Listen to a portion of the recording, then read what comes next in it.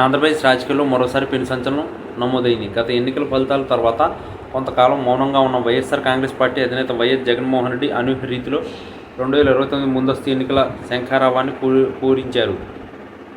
తాడేపల్లిలో అత్యంత వైభవంగా జరిగిన మేనిఫెస్టో ఆవిర్భావ వేడుకల్లో రాబోయే ఎన్నికల కోసం భారీ హామీలతో కూడిన ప్రణాళికలు ప్రకటించడం రాజకీయ వర్గాలను ఆశ్చర్యపరిచాయి. సాధారణంగా ఎన్నికలకు కొన్ని నెలల ముందు మాత్రమే పార్టీ మేనిఫెస్టోను విడుదల చేస్తాయి.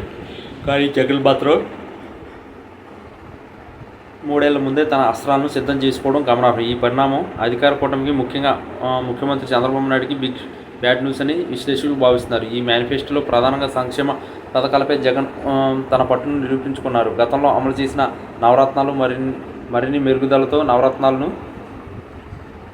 నవరత్నాలు ప్లస్ పేరుతో ప్రజల ముందుకు తెచ్చారు. అమ్మఒడి పథకాన్ని మరింత పెంచుతూ విద్యార్థుల తల్లులకు ఇచ్చే ఆర్థిక సహాయాన్ని భారీగా పెంచబోతున్నట్లు ప్రకటించారు. అలాగే వృద్ధాప్య పింఛను విషయంలో గతంలో ఇచ్చిన హామీ ప్రకారం 2029 నాటికి పింఛను మొత్తాన్ని గణనీయంగా పెంచుతామని స్పష్టం చేశారు. రైతుల కోసం వైఎస్ఆర్ రైతు భరోసా కింద ఇచ్చే పెట్టుబడి స్థాయిని ఏకంగా 20,000 రూపాయలకు చేరవేస్తామని చెప్పడం ద్వారా గ్రామీణ ఓటర్లు ఆకర్షించే ప్రయత్నం చేశారు. చంద్రబాబు నాయుడు నేతృత్వంలోని ప్రభుత్వం ప్రస్తుతం ఎదుర్కొంటున్న ఆర్థిక సవాళ్లు మరియు హామీలు అమల్లో తలెత్తుతున్న ఇబ్బందులకు జగన్ తన మేనిఫెస్టోలో ఎండగట్టారు. కూటమి ప్రభుత్వం ఇచ్చిన సూపర్ 6 హామీలు అమలు చేయడంలో విఫలమవుతుందని విమర్శిస్తూ తాను అధికారంలోకి వస్తే మొదటి సంతకం నిరుద్యోగ భృతి మరియు మెగా డిఎస్సి పైనే ఉంటుందని జగన్ ప్రకటించడం నిరుద్యోగుల్లో ఆశలు రేకెత్తిస్తుంది. ముఖ్యంగా మహిళా సాధికారత కోసం ఆసరా మరియు చేయూత పథకాలకు అదనపు నిధులు కేటాయిస్తామని వెల్లడించడం చంద్రబాబు గట్టి సవాల్గా మారింది. ఈ ముందస్తు మేనిఫెస్టో ప్రకటన వెనుక జగన్ రాజకీయ వ్యూహం స్పష్టంగా కనిపిస్తుంది. ప్రస్తుత ప్రభుత్వంపై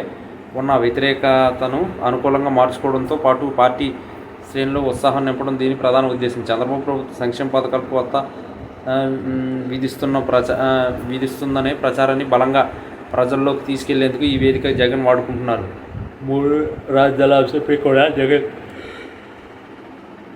వెనక్కి తగ్గలేదు. విశాఖపట్నానికి పరిపాలనా రాజధాని మార్చడమే తన అంతిమ లక్ష్యమని ఆయన పునరుద్ఘాటించారు. అనూహ్యమైన ఈ మేనిఫెస్టో ప్రకటనతో తెలుగుదేశం పార్టీ డైలమాలో పడింది. జగన్ ప్రకటించిన భారీ హామీలకు పోటీగా అంతకంటే పెద్ద హామీలు ఇవ్వాలా లేక ఆర్థిక పరిస్థితిని సాగుగా చూపి మౌనంగా ఉండాలా అనే మీ మాసంలో కూటమి ప్రభుత్వం